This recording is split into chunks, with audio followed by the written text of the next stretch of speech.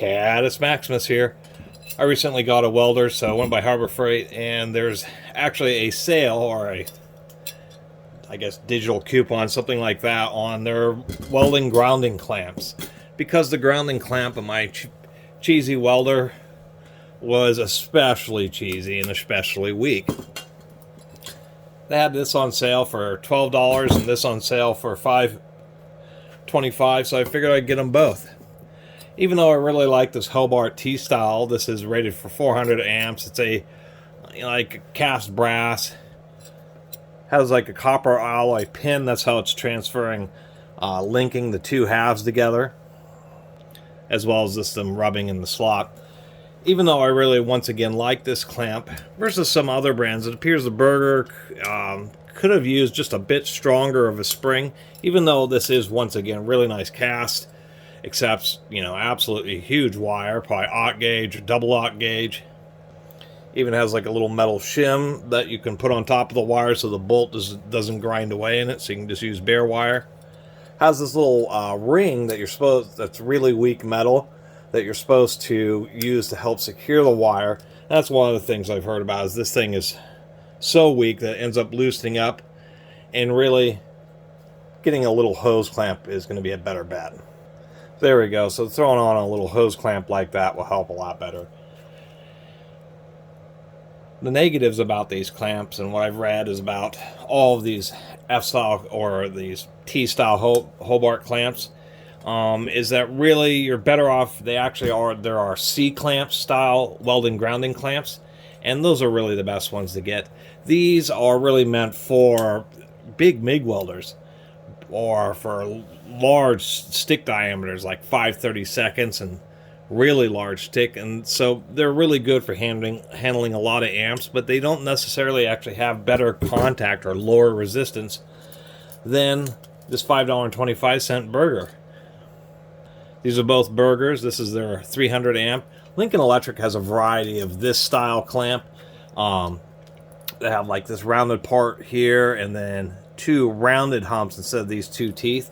And that's the big advantage, is that these teeth are just a little bit narrower. We can actually see that it's kind of hard to see, but you can actually see the metal on the Berger is just a little bit thicker than it is on this style.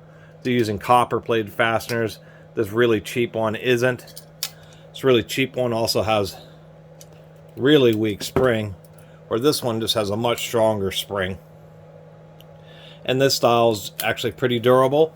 It can handle falling on the ground and may get distorted. You can always bend it back. And of course, the couple other things, surprisingly enough, for the Harbor Freight versus this really cheap one, is you can see how thin that bridge is, or shunt that connects both the terminals. And it's actually much wider, much thicker on the Harbor Freight, surprisingly enough. Another thing you'll notice here is I've already got some splatter, which has caused some damage to that shunt on this. And you'll notice it's really close to the jaws, so if you're clamping on something really wide, you can only clamp right on the very edge. They really just chinched out on this. I like the Berger much better, is you can see that both of these clamps have near the same throat size. Actually, this is carved out a little bit more, so you actually get a little bit more clearance. But of course, they are actually using just a little bit more copper here, and it's pushed back so that it rides in this area. When you open it up, it stretches out a little bit, but otherwise it sits further back, so it's less likely, it's going to get a little bit less spatter, and it's kind of partially protected by the housing. Kind of went on a tangent.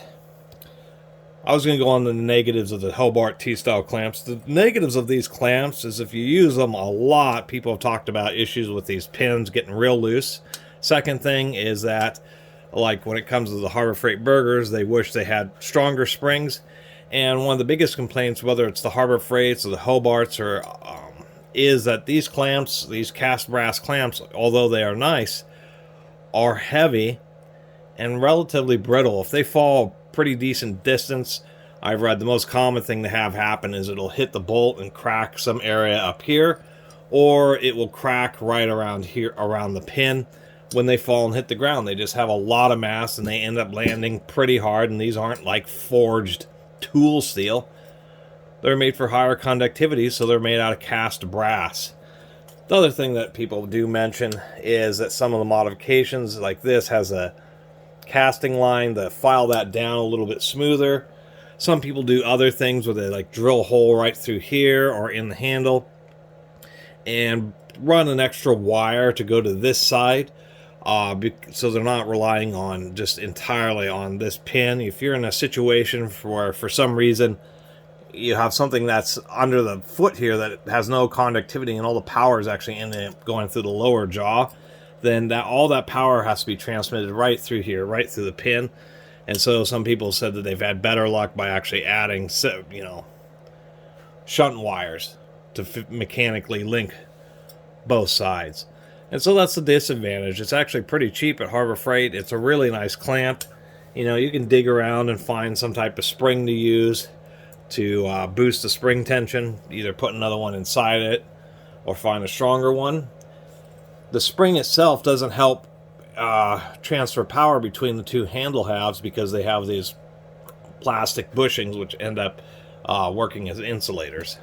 But that's really the complaint about these is this style doesn't necessarily actually give you a lower resistance connection than this style. It just has more clearance and ultimately can take a lot more amps just because it's solid brass, but they can break if they fall. Even the eyelet on my cheesy one was actually a lot bigger than the fastener they had on this. The Berger, I don't like that it comes with a split washer, but what are you going to do? I'm going to use a regular washer. Which way do I want to try to feed this through? I guess since it was that way, we'll get it going in the same way.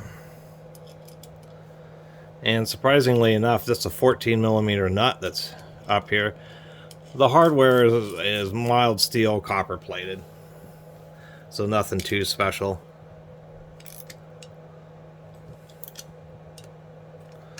Whoop.